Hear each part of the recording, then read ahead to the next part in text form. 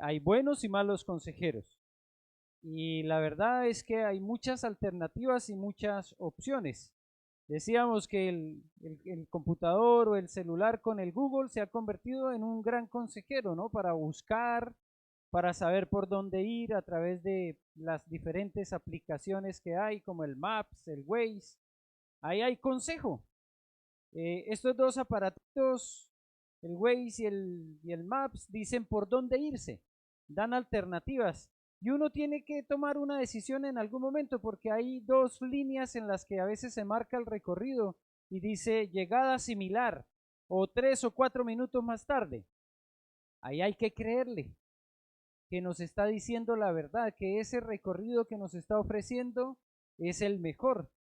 Y en ocasiones uno muy porfiado dice, no, yo conozco uno mejor, yo siempre me he ido por este lado, y entonces uno se va por ahí y se encuentra con el taco, un accidente o algo. Y como nosotros no podíamos anticiparlo, pues nos encontramos ya embotellados. Pero ahí hay un consejo que en ocasiones podemos seguir, y la verdad es que debemos estar atentos a esas diversas ofertas de consejo. Porque la semana pasada veíamos algunos están tomando los astros, la astrología como una alternativa, las cartas, el tarot, el azar, como opciones para saber hacia dónde ir, qué decisiones tomar. Y la idea es que podamos nosotros, acogiéndonos a este hermoso texto hebreo que encontramos en Isaías, saber que el mejor de los consejos siempre proviene de Dios. Y que en su palabra tenemos consejos para todas las áreas en la vida. Y que cuando estamos en oración y en una constante búsqueda del Señor, y de verdad que cuando tenemos una lectura de la palabra que no es alternada, que tiene una secuencia, ahí encontramos muchas veces las respuestas cuando realmente las necesitamos. El peligro de tomar la palabra de Dios así en alternancia, buscando a ver qué me dice Dios, y vamos a ver aquí, y leyendo el primer versículo que aparezca, es un gran riesgo. Es dejar también un poco al azar la respuesta que el Señor tenía para nosotros consignada a través del mensaje de su palabra. Y algunos ya han escuchado esa triste historia de un hombre que estaba buscando consejo y no sabía qué hacer y estaba desesperado con la vida y dijo, bueno, aquí en la Biblia debe haber alguna respuesta para mí, y abrió y dijo, donde aparezca la respuesta, y fue y se ahorcó. ¿Será que eso es lo que quiere Dios que haga? Qué angustia, qué preocupación. No, eso no es lo que yo quiero. A ver, ¿qué más me puedes decir, Señor? Lo que has de hacer, hazlo pronto. Uy, no. Estuvo peor. Así que no es la solución estar abriendo las hojas de la Biblia y con los ojos cerrados mirar a ver dónde está el consejo que yo necesito. Es mejor tener realmente una vida devocional en la cual nosotros constantemente estamos leyendo la palabra, y cuando tenemos un propósito, por ejemplo, por leer la palabra en un año, tenemos muchas alternativas de respuestas de parte del Señor, porque hay varios métodos para leer la Biblia en un año. Uno que yo conozco, por ejemplo, cita textos del Antiguo Testamento, salmos o proverbios, y también textos del Nuevo Testamento. Para que no sea una lectura como muy monótona para algunos, se lee al mismo tiempo un texto del Antiguo, algo de la literatura poética del centro de los salmos y los proverbios, y también el Nuevo Testamento. Y ahí muchos hemos podido encontrar en algún momento de nuestra vida respuestas cuando las necesitábamos. Muchos son los planes en el corazón del hombre, mas el consejo del Señor permanecerá. Porque ese consejo a través de su palabra se ha mantenido por el correr de los años y sigue siendo un consejo apropiado para las necesidades de nuestro día a día. Así que por favor tengamos mucho cuidado con los lugares donde buscamos las respuestas. Las respuestas que realmente necesitamos provienen del Señor. Pero en ese texto hebreo teníamos un segundo nombre, así como decía admirable consejero, también aparecía el Dios fuerte. El texto hebreo, el Gibor, sería la forma en la cual nosotros nos acercamos a ver ese nombre anticipado, profetizado que vendría a tomar ese niño que nacía. El Dios fuerte, entonces Jesús, el Señor, es el que nosotros vemos reflejado a través de la palabra de Dios. Y les voy a invitar a que miremos un texto del Antiguo Testamento que es bien interesante, ¿no? Cómo nosotros podemos ver una anticipación también de ese Dios en el cual creyeron los que hemos llamado nuestros héroes de la fe, las personas que nos antecedieron y que aprendieron en su experiencia con Dios, que Dios sí era fuerte.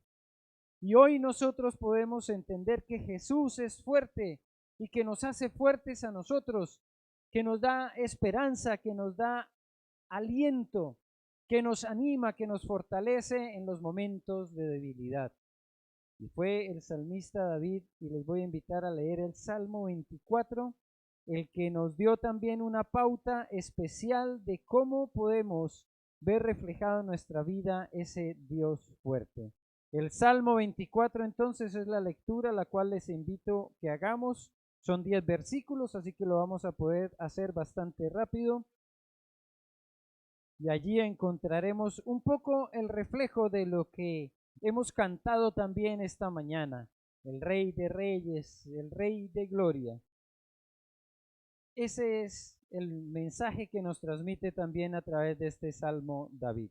Así que lo voy a leer en la Reina Valera.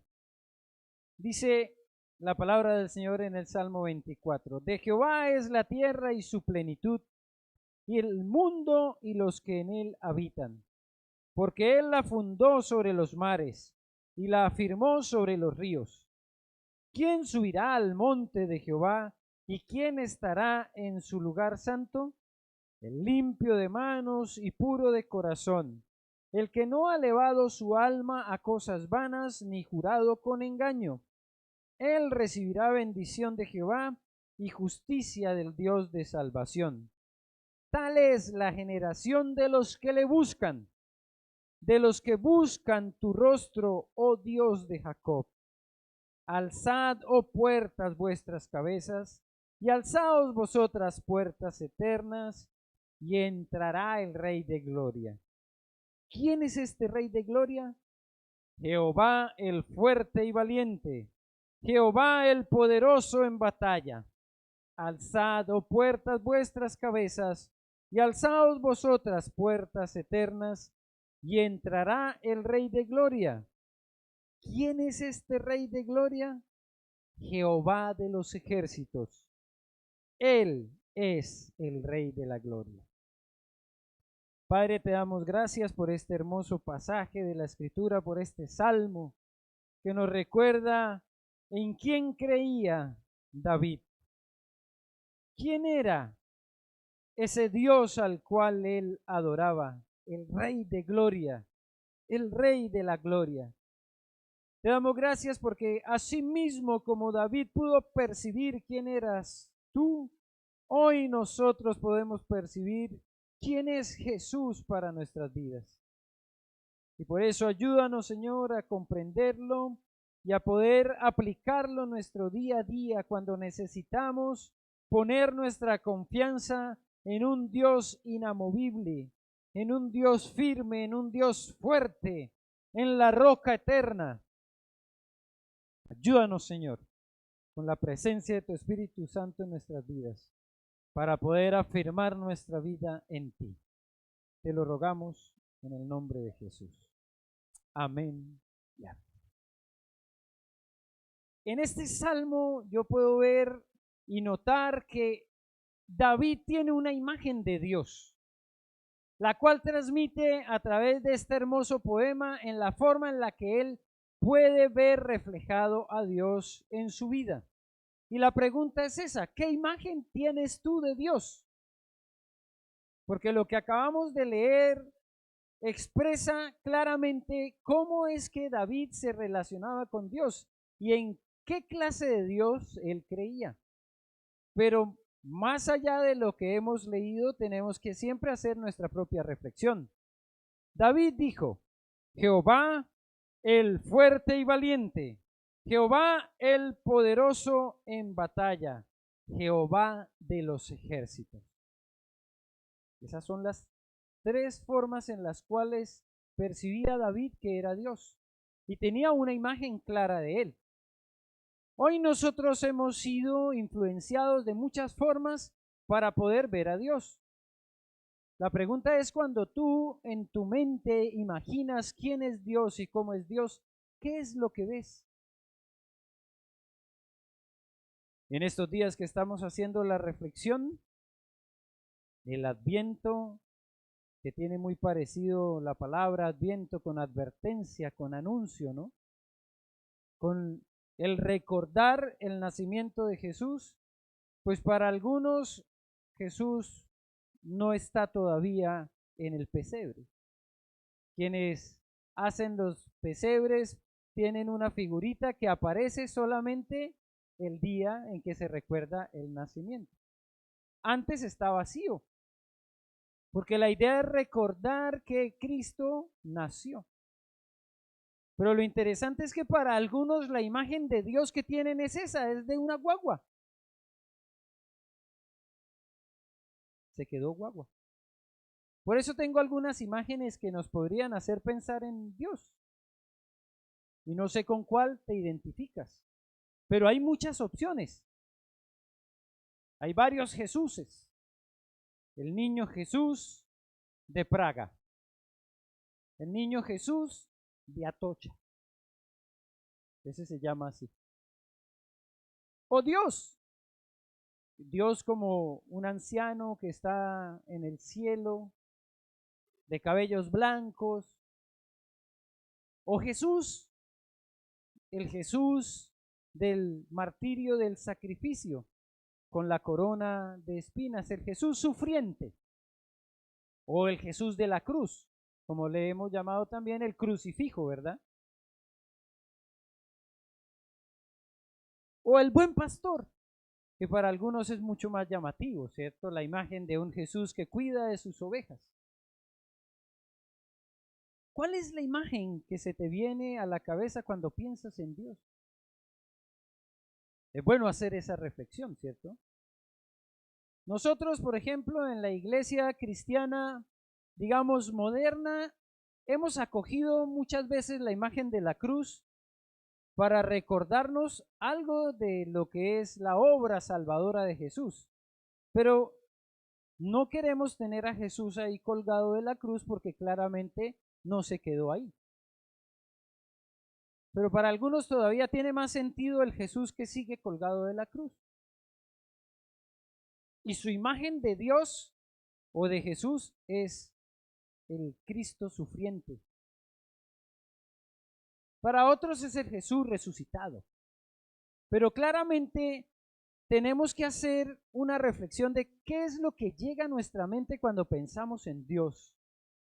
Porque en ocasiones nos vamos a encontrar con personas que tienen una fe puesta en una imagen de Dios que para algunos va a reñir con una realidad, como lo son las imágenes del Jesús niño al cual se le rinde adoración en el pesebre, pero que cuando vemos la historia sabemos que creció, que vivió y desarrolló un ministerio durante 3 años y que al final de ellos entregó su vida por nosotros. ¿Cómo vemos nosotros a Jesús? Como alguien aporreado, golpeado, maltratado, lleno de sangre, con espinas en su frente, como perdido, como destruido, como derrotado, como acabado. O la mejor imagen que surge en nuestra mente cuando pensamos en Jesús es la de un Cristo resucitado, un Cristo vivo, que aún con sus heridas se presenta a sus discípulos y les dice, aquí estoy, yo soy. Y que aún el que no creía tuvo la oportunidad de poner su mano en el costado y darse cuenta que sí era. ¿Cuál es la imagen que tenemos de Dios? Eso va a decir mucho de la forma en la cual enfrentamos el día a día. Si nuestro Dios está vivo o si se quedó muerto en la tumba.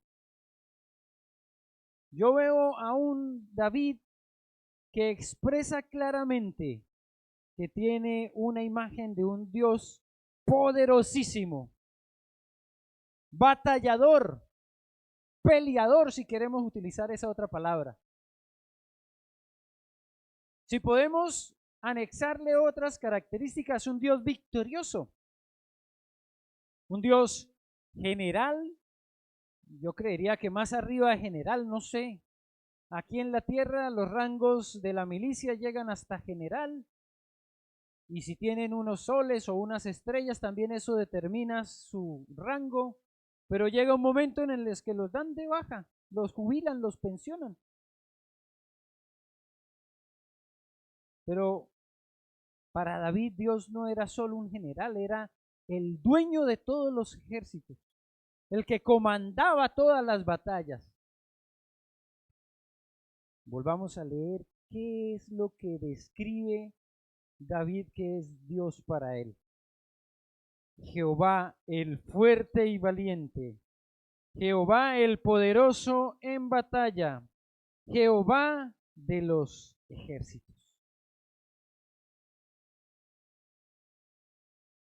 Y porque David tenía esa percepción de quién era Dios, se atrevió a hacer lo siguiente, a enfrentarse con Goliat. Lo que es interesante y maravilloso del texto que se nos relata en Samuel y especialmente en el primer libro de Samuel, capítulo 17, de cómo es que David se enfrentó a ese gigante, es que hay una descripción muy completa del contrincante. Decía que la jabalina tenía más de 3 metros, que la envergadura de este caballero podía llegar cerca de los mismos 3 metros. La jabalina era un poco más grande que él y él llegaba como a los 2 metros 80. No dice, bueno, pero qué imposible creer que alguien tenga esa altura. Bueno, los que en este momento ostentan el tamaño más alto están cerca de los 2,5 metros. Así que lo que nosotros podemos entender de un tipo que está llegando cerca de los 3 metros pareciera imposible, pero no es tan raro, no es tan extraño. Se nos dice que tenía un escudo, que tenía una gran espada, y este jovencito se le enfrenta. Ya este jovencito lo quieren preparar para la batalla porque él es atrevido y dice, yo lo voy a enfrentar. Y Saúl le dice, pero ponte por lo menos mi armadura. Le ponen la armadura y el casco le queda por acá. Le ponen la armadura y no puede ni moverse porque era más grande que él. Y él dice, no, yo voy así nomás. Pero no va así nomás. Miren lo que dice el primer libro de Samuel, capítulo 17, en el versículo 45. Y entonces dijo David al filisteo, tú vienes a mí con espada y lanza y jabalina, mas yo vengo a ti en nombre de Jehová de los ejércitos, el Dios de los escuadrones de Israel, a quien tú has provocado. ¿Ven la diferencia? Viene con lanza, con espada, con jabalina, el contrincante. Pero David va en el nombre de Jehová de los ejércitos. No viene con sus propias fuerzas, aunque guiado por el Espíritu Santo seguramente fue y tomó 3 piedras allá del arroyo. No fueron cualquiera piedras, también escogió unas piedras especiales. No las iba a lanzar solo con la mano, las iba a lanzar con una honda. Se estaba enfrentando también con argumentos, pero claramente muy contrarios a los que el otro traía. Sus herramientas, sus armas eran muy diferentes, pero sobre todo la confianza que traía David no estaba fundada en sí mismo, estaba fundada en quien lo estaba respaldando, a nombre de quien enfrentaba esa batalla: Jehová de los ejércitos. Ven entonces cómo David y su propia vida reflejaron que él sabía en sus batallas con quién iba, quién lo acompañaba, en quién había creído. Y no fueron pocas las batallas que tuvo que enfrentar David. Por ejemplo, solamente para mirar uno de los ejemplos, en el segundo libro de Samuel, capítulo 8, se nos habla de batallas de David contra filisteos, moabitas, sirios, amonitas y amalecitas.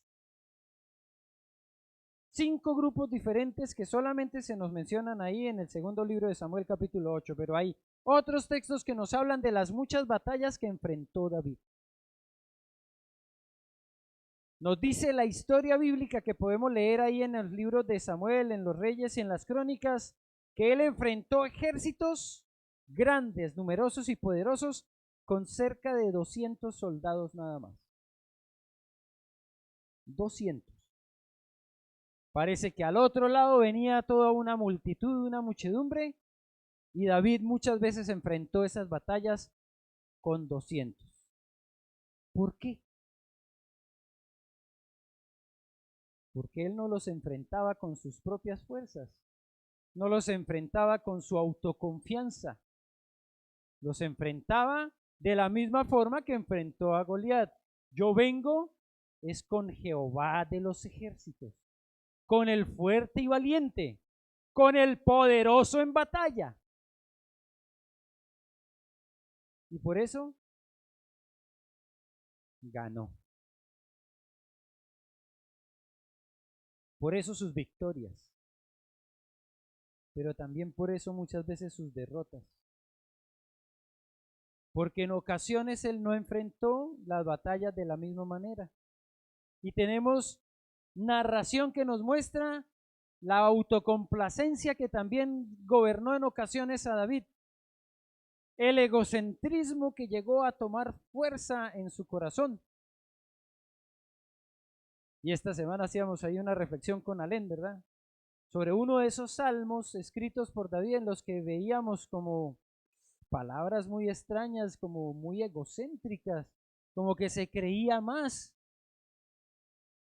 como que estaba ufanándose de sus atributos y de su calidad de siervo de Dios. Y por eso tan importante recordar, ¿no? Ese proverbio: cuidado, porque en la altivez del corazón está la caída. En empezar a creernos que somos nosotros y tomar la gloria para nosotros está el principio de la caída. Hoy nuevamente lo cantábamos y decíamos: para ti la gloria. La gloria nunca puede quedar en nosotros, pero a David también hubo un momento en el que se le ocurrió. David hubo un momento especial de su caída en el que todos estaban allá en la batalla, pero él se quedó en el palacio, de ocioso. ¿Y se acuerdan, estando allá en la terraza del palacio de ocioso, qué fue lo que vio? A Betsabé bañando. Cuando todos estaban en la guerra, él se quedó. La palabra del Señor no nos presenta personajes que son omnipotentes. El único omnipotente es Dios. Nos presenta la historia de un David que puede ser considerado conforme al corazón de Dios, pero que en un momento de debilidad cae. Y no solamente cayó en adulterio y tomó la mujer que no le correspondía, sino que además se untó las manos de sangre matando al esposo de esta mujer. Se untó las manos de sangre porque, aunque no fue con su propia mano, se encargó de que pareciera un accidente, pero se quitara de encima a Urías, el esposo de Betsabé. Esos son los personajes bíblicos, como nosotros. que podemos tener grandes batallas victoriosas y otras en las que vamos perdiendo, en las que fallamos, en las que caemos. Pero este hombre nos sigue enseñando y nos muestra que en estas batallas en las que él pudo enfrentar, reconoció quién era el poderoso en batalla. Y hoy necesitamos nosotros también hacer nuestra propia reflexión. ¿Cuáles son nuestras batallas? Piensen por un momento, ¿con qué batallan ustedes? Algunos batallamos con nuestro propio yo, con nuestro ego que quiere salirse de nuestro corazón y todo el tiempo buscar el reconocimiento público y quedarse con la gloria. Otros batallan con situaciones mucho más, diríamos nosotros, terrenales, la toma de decisiones, la esperanza o la expectativa del futuro. Algunos están batallando con enfermedades que son muy dolorosas. Algunos batallan con familiares difíciles de sobrellevar, conflictos familiares, conflictos internos. Algunos pueden estar batallando con la situación económica, con la posibilidad de perder o no perder el empleo o perder la estabilidad económica que han tenido. ¿Cuáles son nuestras batallas? Y tomen un tiempo, por favor, para preguntarse, ¿con qué batallo yo?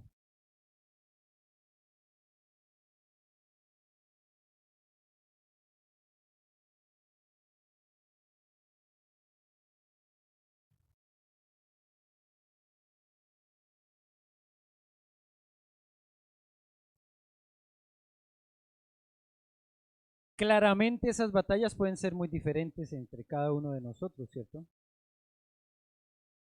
Pero saben, lo interesante de esa diferencia que hay entre todas esas batallas, que si ustedes se tomaron el tiempo de pensar y reflexionar un poco a nivel personal cuáles son sus batallas, es que todos tenemos algo en común.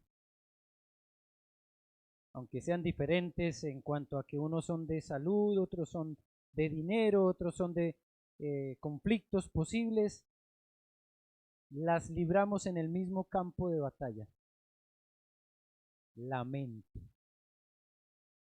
Esta autora cristiana, Joyce Meyer, no solamente escribió un campo de batalla de la mente, sino que después le hizo una modificación para hacerla de acuerdo a los jóvenes. Pero hay algunos libros como estos que se escriben que se enfocan también en las mujeres, en los hombres, para tratar de identificar las diferentes maneras de acercarse. No son pocos los libros que se ocupan de ese tema. Otro autor escribió La batalla por la mente y en el pequeño subtítulo dice cómo tener los pensamientos de Dios. Saben que cuando hice la investigación cortita, rápida de cuántos libros se han escrito sobre la batalla de la mente, la lista no la pude completar yo en contarla. Es un tema bastante recurrente porque es transversal a todos nosotros. Libramos una batalla especialmente acá, en nuestra mente.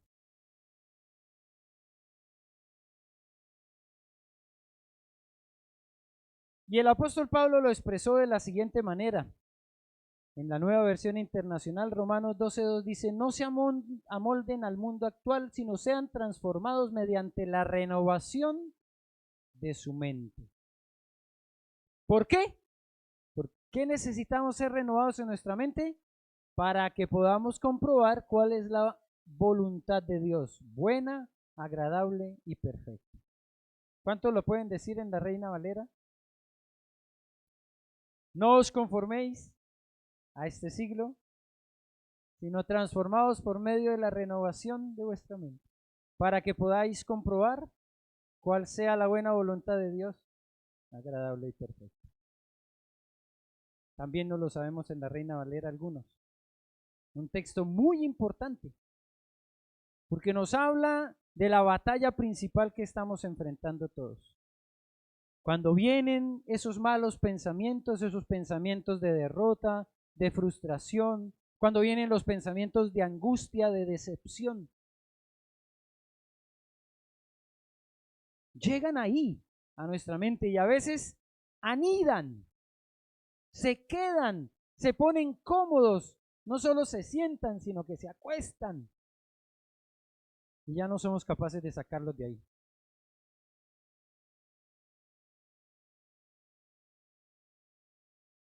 Cuando nosotros leemos la historia de Job, hay algo que llama mucho la atención de todo eso que le sucedió. Cosas terribles, ¿verdad? Que él estuviera siendo considerado como un personaje que era recto, correcto,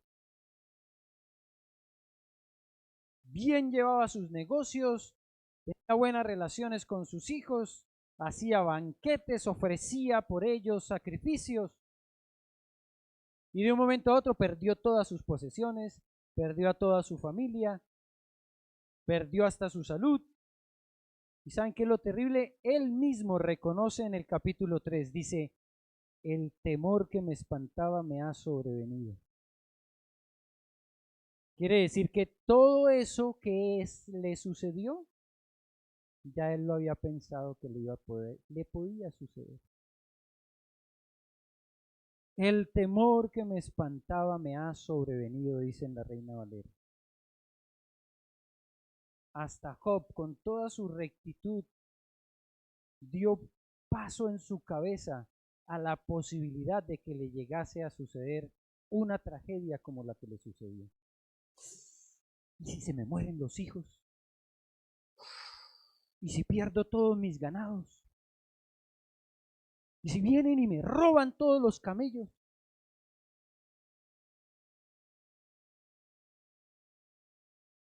¿Con qué batallas en tu mente?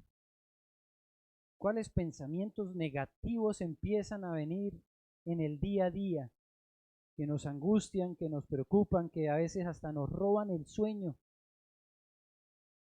Aquí Marcos nos ha contado varias veces anecdóticamente la lucha que él tiene con las puertas y las ventanas en su casa, porque aunque esté ya muy acostado, muy descansado en su cama, en ocasiones María Eugenia le pregunta, ¿y cerraste la puerta del patio?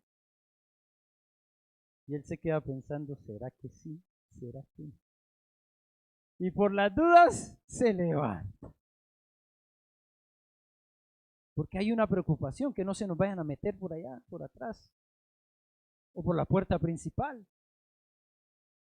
Quedó con alarma el auto. Tengo todo resguardado, está todo bajo control. Son las preocupaciones que en ocasiones llegan. Imagínense uno acostado y todavía después de un rato pensando, ¿y será que sí la cerré? No, por eso se levanta uno y va y verifica si quedó cerrado. Porque son esos pensamientos los que a veces vienen a nuestra mente y empiezan a quedarse plácida y cómodamente. ¿Qué pasará mañana? ¿Me voy a quedar sin empleo? ¿Qué pasa si me quedo sin empleo? Ay, y la salud, y si me enfermo, y si no me enfermo, si salgo, si no salgo, si vengo, si no vengo, si entro, si salgo. Y toman fuerza en nuestra mente. Amados hermanos, van a llegar esos pensamientos. Pero en esa batalla tenemos que transformar nuestra mente para no dejar que todo eso que nos quiere gobernar y que nos quiere manipular tome fuerza. Cuidemos nuestra mente porque en ocasiones necesitamos darle una lavadita de vez en cuando a nuestro cerebro. Nos lo han estado ensuciando mucho. Nos han estado afectando constantemente nuestro pensamiento con noticias, con muy malas noticias. Hace un momento, cuando estábamos antes de comenzar el servicio, hicimos aquí un comentario muy básico que surgió de una información que escuché ayer en la radio. Mundial de Qatar. Acuérdense que ese es tema mío, me gusta. ¿Saben cuántos partidos van? Cerca de 50. Faltan unos poquititos para que ya se acabe. ¿Saben cuántas personas han ido a los estadios allá en Qatar? 3 millones. 3 millones de personas en esos 50 partidos. ¿Saben cuántos contagios de COVID reportan en Qatar? 0. ¿No les parece interesante? Desapareció. Después de que lo teníamos en los zapatos. 2 años atrás nomás, acuérdense, ¿en dónde estaba el COVID? En los zapatos, en todas partes, en las superficies.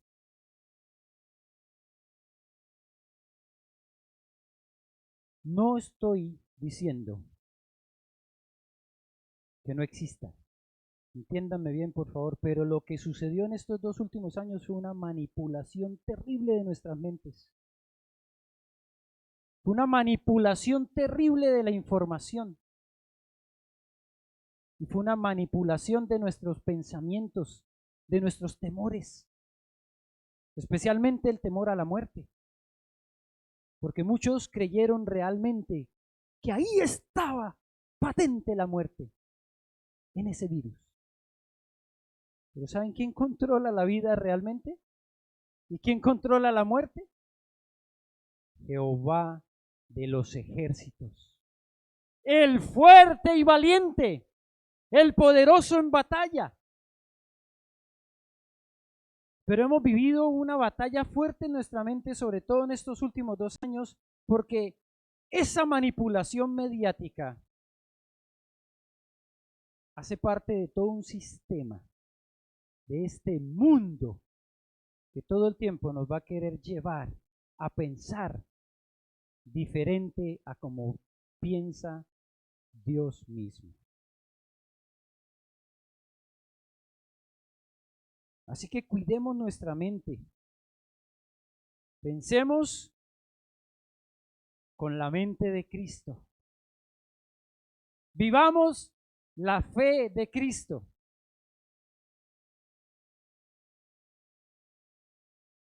Isaías capítulo 26, versículo 3. Dice, tú guardarás en completa paz a aquel cuyo pensamiento en ti persevera, porque en ti ha confiado. Algunos repitieron rápidamente Romanos 12:2 en Reina Valera porque se lo aprendieron. Este versículo es imprescindible para un hijo de Dios. Isaías 26:3 deberíamos aprendérnoslo de memoria, pero no solamente para tenerlo ahí guardado en el baúl de los recuerdos, sino para vivirlo día a día. Porque cada pensamiento negativo que venga a nosotros debe ser contrarrestado con un pensamiento de confianza en Dios, de certeza en Dios, de esperanza en Dios. Porque van a venir los malos pensamientos y la batalla seguirá librándose en nuestra mente. Pero el Dios fuerte, el Dios poderoso, es en el que nosotros hemos creído. Ese Jesús que nació en un pesebre, que fue camino a la cruz, que entregó su vida por nosotros y que resucitó, es el Dios fuerte en el que cada uno de nosotros debe creer. Para los momentos de los pensamientos inadecuados, un Dios fuerte que nos pueda hacer vivir en confianza.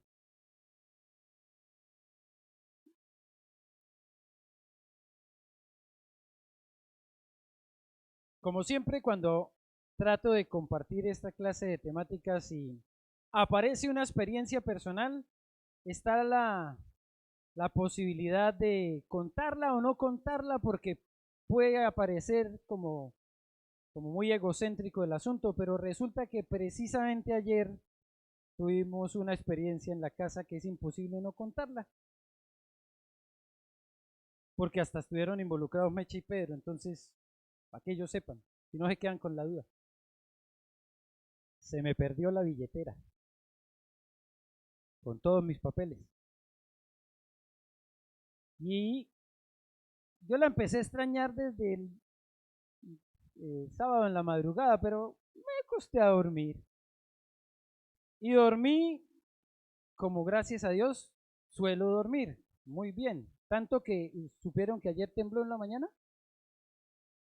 Yo no lo sentí, pero tembló en la mañana ayer. Así que dormí bien, pasé bien la mañana, pero en la tarde cuando íbamos a salir con Marilyn para Franklin, ahí sí me hacía falta algo, la billetera. Entonces empieza uno a buscar por un lado, por otro, levanta, baja, vuelve, sube, baja. ¿Dónde la habré dejado? El viernes en la noche estuve en la casa de Meche y Pedro. Mechita, Pedro, ¿será que la billetera la dejé allá en la mesa? Vámonos para Franklin porque y entonces hay que ir allá a la fundación. Pero no aparecía la billetera. En la casa, muchachos, por favor, busquen allá. Estuvimos acostados allá viendo el partido de fútbol en la cama de David. Entonces, David, dele vuelta a la habitación. No aparecía la billetera. Estando allá en Franklin, vino un vecino, tocó la puerta y le entregó la billetera a Joan. Era una de las posibilidades que se me hubiese caído en la calle. Gracias a Dios apareció. Todos los documentos, todo eso, los 3 millones de pesos que tenía ahí. No, eran 3.000 nomás y si se perdieron. Solo tenía 3 luquitas y se perdieron, pero los documentos están ahí. La batalla estaba en la mente. Pero no por creerme más que nadie ni nada de esto, pero allá en Franklin con Marilyn volvimos a hablar del tema y yo le dije, va a aparecer, tiene que estar en alguna parte. ¿Cómo se va a perder esa billetera? Pues estaba más perdida de lo que yo creía. Yo creía que estaba en la casa, pero no estaba en la casa, estaba por fuera de la casa. Pero no importa lo que yo creía, yo estaba esperando en el Señor. Yo estaba confiando en el Señor. No lo dije mucho, pero Dios me va a traer la billetera. Dios hace aparecer la billetera. No dije nada de eso. De verdad que no. Pero mi confianza siempre estuvo en que iba a aparecer y gracias a Dios apareció. Que nuestro pensamiento siga perseverando en Dios, en lo que Él puede hacer, en los grandes milagros que puede hacer. Parece una tontera lo de la billetera, pero lo que sí tenía ahí eran las tarjetas de la cuenta de Marilyn y la mía, porque precisamente yo le estaba llevando la tarjeta de ella. La licencia de conducción, el carnet y las otras cosas que uno dice que lata tener que sacar copias, ¿cierto? Pero de verdad que tiene que haber sido la mano de Dios que permitió que por fin un ladrón fuera honrado. Se robó los 3.000, pero devolvió la billetera. También hasta ladrones hay honrados cuando el Señor los toca. Que nuestro pensamiento siga luchando claramente en una batalla por dejar de pensar lo que el mundo quiere que pensemos y coloquemos nuestro pensamiento en Dios, el fuerte y valiente, el poderoso en batalla, Jehová de los ejércitos. ¿Ustedes han creído en Dios de esa manera? Díganlo con confianza si así lo creen, porque eso va a determinar la forma en la que enfrentamos el día a día. ¿Creen que es Jehová de los ejércitos en quien ustedes han creído? Amén. Señor, te damos gracias porque ese nombre, Dios fuerte, no es solamente un remoquete, no es un apodo, es una descripción de ¿Quién es el Dios en el que hemos creído? Es un Dios poderoso. Es Rey de reyes. Es Señor de señores. En Él hemos creído y en Él ponemos nuestra confianza. Ayúdanos, Señor, para que nuestro pensamiento persevere en ti, para que tu Espíritu Santo transforme, renueve nuestra mente y así podamos comprobar tu buena voluntad, agradable, perfecta. Gracias, Señor, por tu palabra y por este maravilloso nombre de Jesús que sigue siendo bendición para nosotros hoy en las batallas que enfrentamos día a día. Toda la honra y toda la gloria para ti, en Cristo Jesús. Amén y amén.